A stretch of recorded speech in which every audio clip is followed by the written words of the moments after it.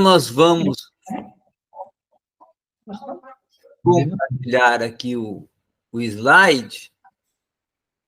Lembrando que sobre o slide, sempre eu posso estar enviando no grupo quando vocês quiserem, né?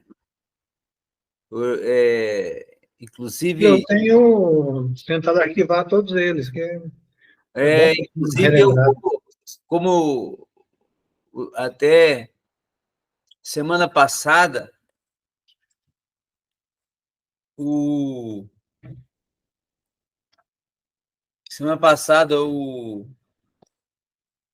irmão Sinomar me lembrou e eu coloquei. Então, todo dia depois da aula, eu vou enviar, não é? E tem um núcleo lá na sexta-feira, o núcleo de Vitória, que eles já é sagrado, eles pediram slide e assim como nem todas as vezes, porque estão trabalhando, participam, então envio também a aula gravada. Por isso que eu sempre estou gravando as aulas, porque geralmente até quem assiste a aula, às vezes, quer a aula gravada para poder lembrar algum assunto. Muito bem. Nós hoje vamos dar continuidade no que falta tratar em Êxodo para entrarmos no livro de Levítico. Né? Já vamos entrar em Levítico hoje e começar a tratar os assuntos centrais do livro de Levítico. Então, quando nós trabalhamos, principalmente, a questão do Êxodo, uma questão que é muito pertinente no Êxodo é o pacto, a aliança, no hebraico chamado de Berit. O Berit é o âmago de Israel, é o centro, porque é ali que Deus faz o pacto, a aliança, que firma um compromisso. Então, Berit significa um compromisso eterno de Deus para com Israel. E isso é muito importante, muito significativo, porque Israel quebra o pacto várias vezes, e várias vezes quebrou o pacto. É a primeira vez que Israel quebrou o pacto, ainda sobre a liderança de Moisés. É muito interessante que Moisés sobe ao Monte Sinai para estar lá na presença de Deus durante 40 dias, e o povo vai ficar sob a liderança de quem? Justamente do irmão de Moisés, que era o sumo sacerdote, né? O sumo sacerdote que era o responsável por não só ser o mediador entre Deus e o povo, mas também ali está como substituto do líder, Moisés. E o grande erro de Arão, nesse momento, foi se deixar ser seduzido. Arão se sentiu amedrontado, ameaçado. Ele viu a multidão vindo para cima dele, cobrando, exigindo, e ele não teve coragem para confrontar e enfrentar a toda a persuasão daquela multidão e acabou cedendo. E ao ceder, o povo vai começar uma adoração a um bezerro de ouro. Outra pessoa também que cometeu falha nesse caminho foi Miriam, que também foi punida. Então, quando Moisés desce do monte, que está ali com as duas tábuas da lei, com o rosto resplandecente, ele não vai encontrar a congregação ou aguardando com adoração, mas vai encontrar a congregação aguardando ele de uma forma totalmente contrária, porque a congregação tinha se virado as costas para Deus e estava adorando um bezerro de ouro. Estava praticando a idolatria. Já tinha quebrado o pacto. Dias que tinham se passado do pacto ser firmado, de todos os benefícios ter sido apresentado, e o povo agora quebra o pacto. Com isso vem a consequência, vem a punição. Punição para Arão, punição para o povo. Porém, Deus, pelo desejo, pelo desígnio, propósito de Deus ali naquele momento, era o quê? Vou consumir o povo. Vou castigar esse povo.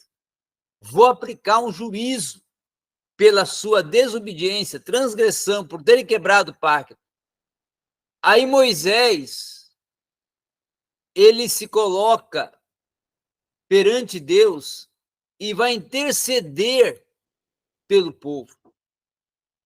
Ele chega a falar com Deus que, olha, que eu venha morrer ao invés deles, que eu venha ser castigado ao invés deles, que eu venha ser punido ao invés deles. E, de uma forma ou outra, Moisés, ele tenta mostrar para Deus, ou fazer perante Deus uma defesa do povo de Israel. E Deus aceita a intercessão de Moisés. Aceita a intercessão de Moisés e dá uma oportunidade para o povo de perdão. Não pune com a morte, não consome eles e lhes dá uma nova oportunidade. Só que, com isso, o povo continuou, desde esse tempo, desde esse período, sendo um povo procrastinador, ou seja, um povo que sempre contendia, sempre questionava, sempre desobedecia e quebrava o pacto.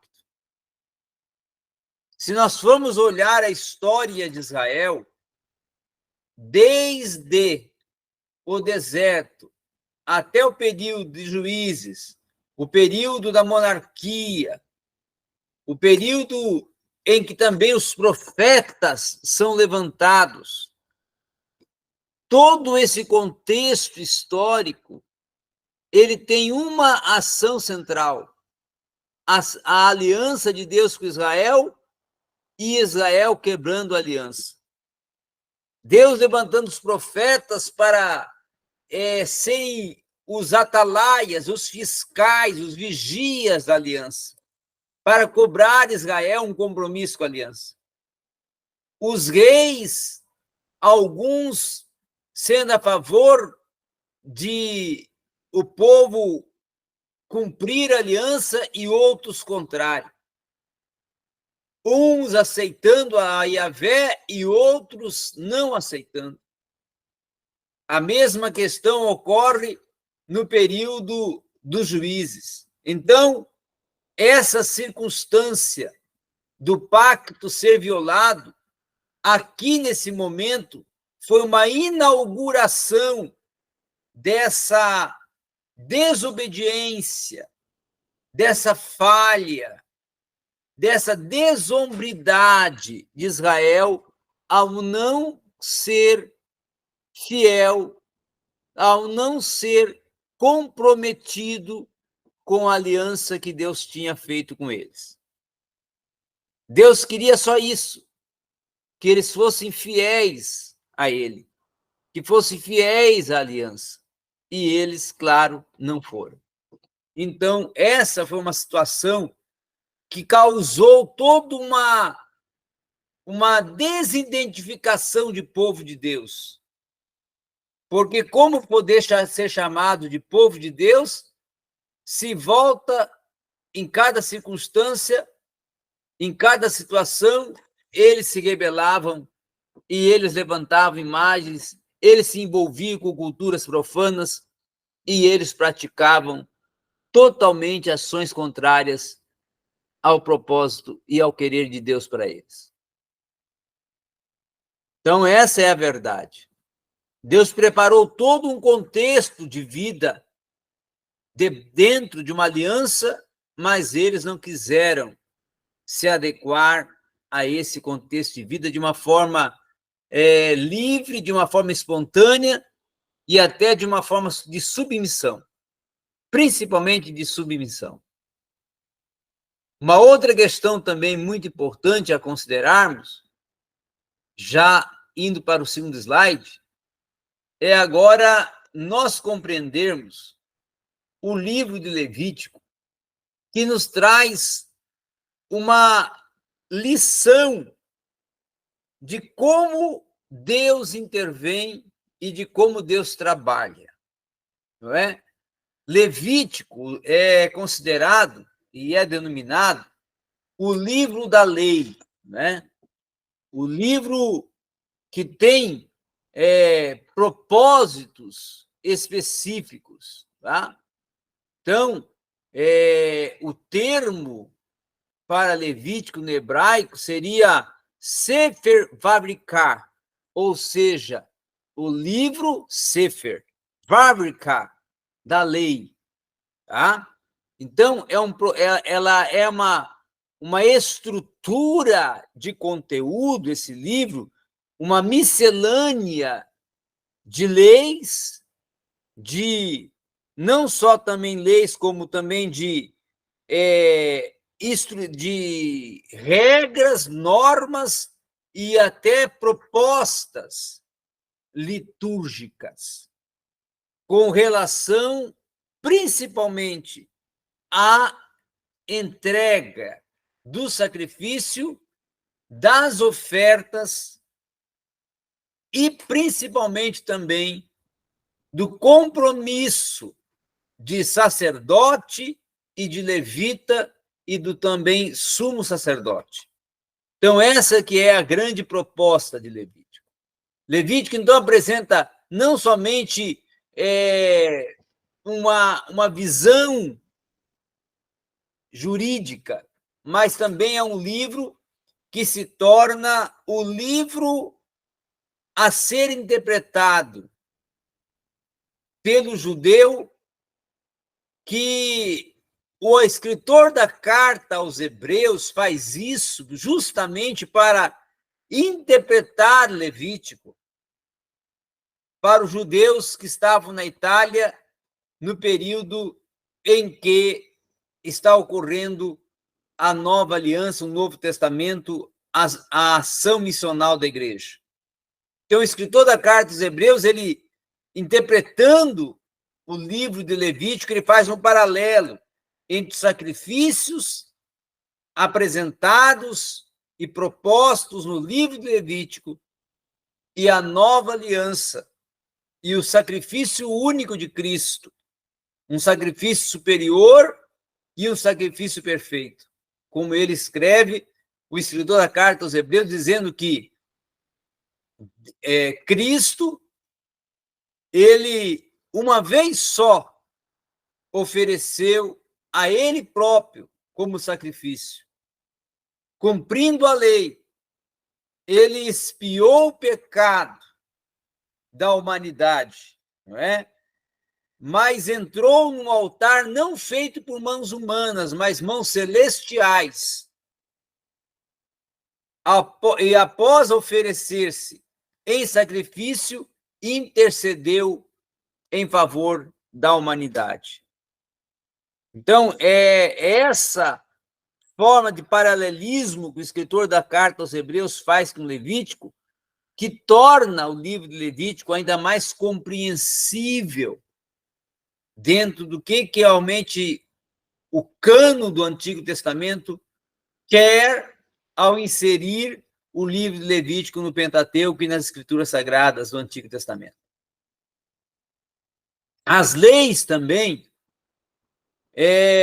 eram instituições de Levítico que elas tinham um propósito de tornar o israelita consciente de que ele era um ser pecaminoso, que estava debaixo de uma depravação moral e que tinha necessidade, sim, de alcançar a beneficência da misericórdia de Deus, de ser alcançado pela misericórdia divina. Então, a palavra de ordem, a palavra-chave de Levítico é: sede santos, como eu sou santo, a santidade. Então, o termo utilizado para santo no hebraico, kadosh, e para santidade, katoskim, são os termos centrais de Levítico. Tanto kadosh como katoskim são termos que são utilizados como lema que Deus está propondo para que Israel venha viver. Venha se tornar uma nação santa. Venha viver uma santidade, ou seja, uma separação da profanação, uma separação da impureza. Viver uma vida dentro da estrutura da lei e do propósito de Deus para Israel, a fim de não se contaminarem com as impurezas e com os sacrifícios estranhos e com a prática da idolatria praticada por outros povos, que eram povos circunvizinhos de Israel e que traziam para Israel essa maléfica influência. Então, essa é a advertência central. Purifiquem-se, santifiquem-se, se voltem para uma vida de santidade. Então, Levítico, o Sefer HaVarika, ele vai apresentar os princípios da religião. O que é ser e ter uma vida de religiosidade e praticar a religião dentro do que Deus estava requerendo para Israel.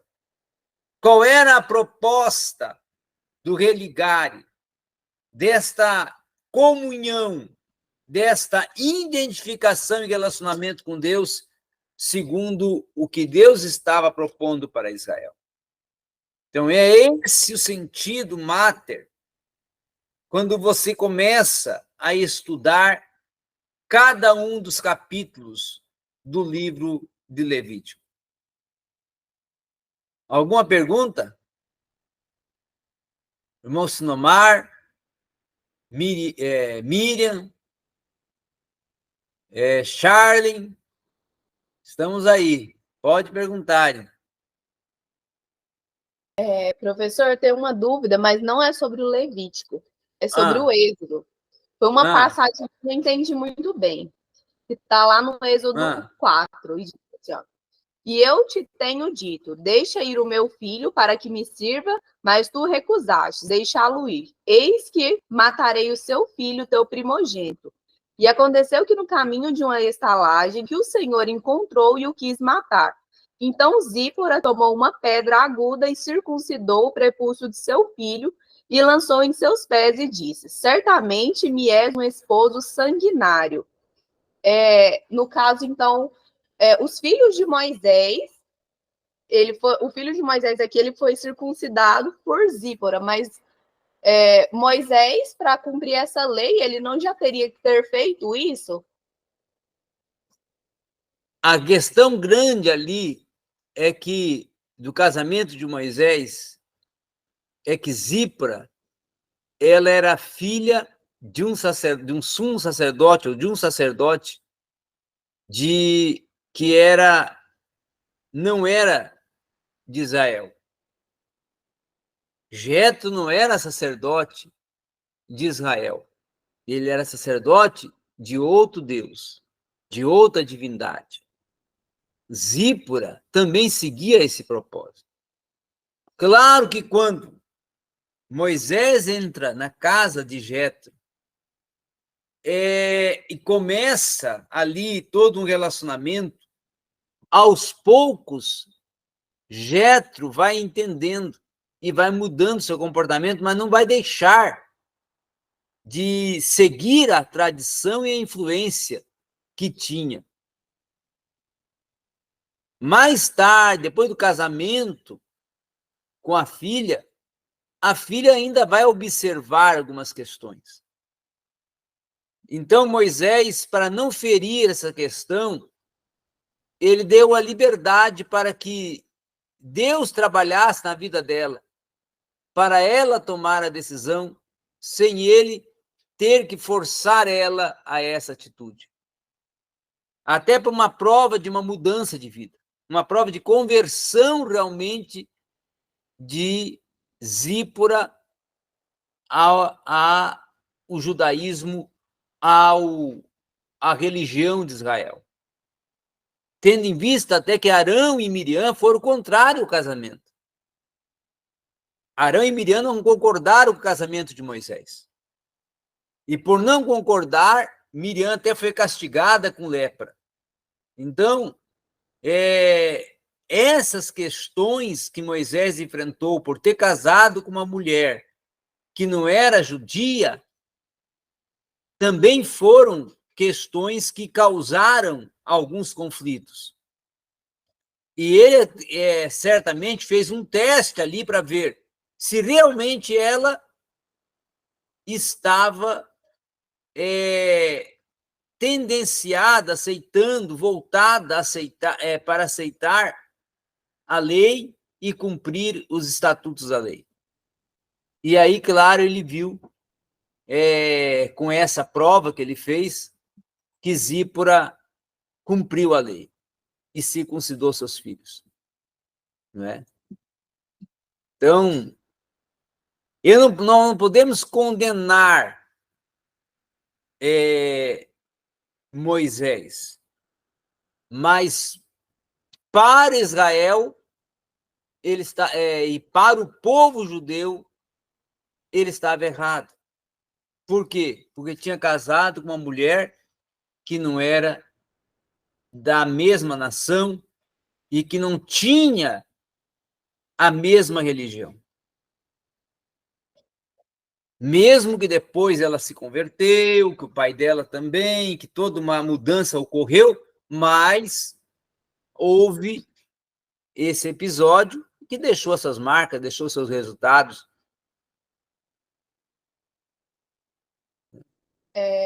Professor, nesse sentido da conversão, né, tanto do sogro de Moisés, quanto lá na Páscoa, fala que se alguém quisesse participar da Páscoa, sendo estrangeiro, tinha que ser circuncidado. Isso já entra em falta da graça, né? Porque é a graça que salvaria os gentios, porque não veio para quem não era judeu. Mas a circuncisão nem era uma tradição, era uma lei. Era uma lei de cunho até não, vamos dizer assim, de cunho religioso. Era uma lei de cunho cerimonial.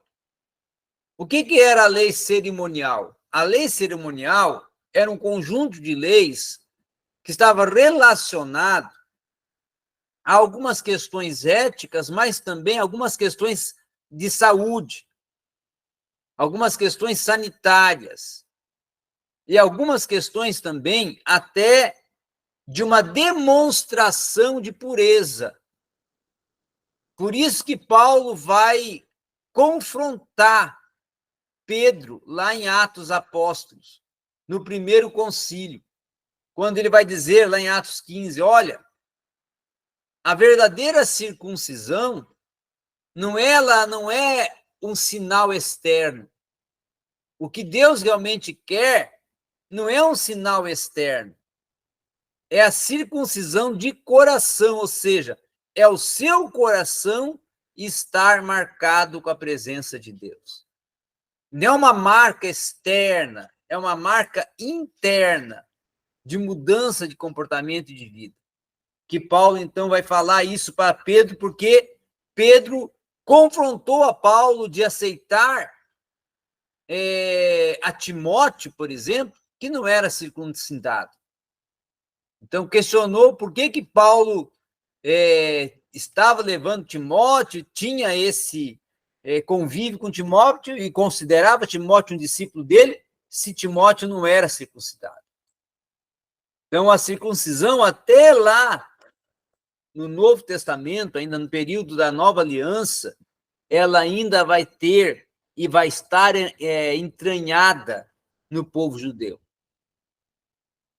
Não só no povo judeu. A circuncisão é uma questão do Oriente. É uma questão muito forte em todos os países, até os países africanos.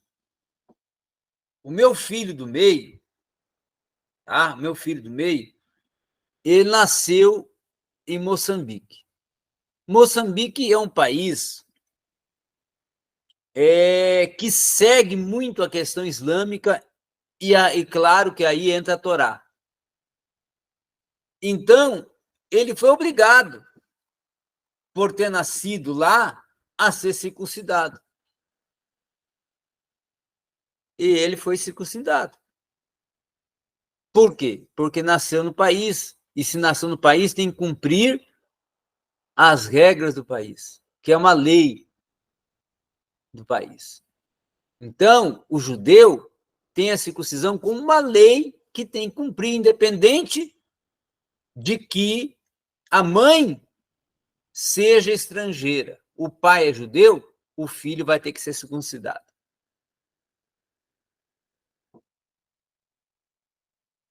Então, só que Moisés não impôs isso. Deixou para ela tomar a decisão. Mas, professor, como foi ela que fez a circuncisão? Por que ela condenou Moisés como sendo um homem sanguinário? Porque ele, de uma forma de que ela não, ela mesmo fazendo, ela ainda questionou. Ela, de uma forma ou outra, quis questionar a lei. Porque tinha Moisés como aquele que era o legislador, que cumpria a lei, que cobrava a lei, era o executor da lei. Então, automaticamente, ele concordava com isso, e para eles, que eram contrários, era um ato sanguinário. Mas, na verdade, o judeu não tem como ato sanguinário. O judeu tem como uma lei cerimonial e uma lei de saúde.